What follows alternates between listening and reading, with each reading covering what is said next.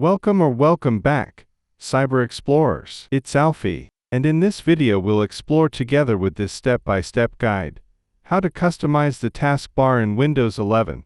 So without further ado, let's get right into it. Right-click on the Start menu and select Settings, or press the Windows key, +I to open Settings. From there, go to Personalization and click on Taskbar. Under Taskbar Items, you can show or hide buttons that appear on the taskbar.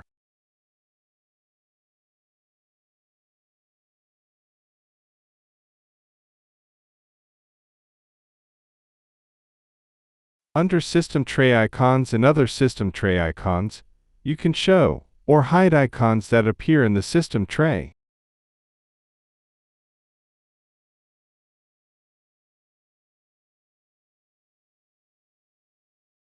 Under Taskbar Behaviors, you can choose the taskbar alignment and check or uncheck options to automatically hide the taskbar, show badges on taskbar apps, show flashing on taskbar apps, and more. You can also choose to combine taskbar buttons and hide labels. Lastly, you can right-click on any app and choose Pin to Taskbar or Unpin from Taskbar to show or remove it from the taskbar.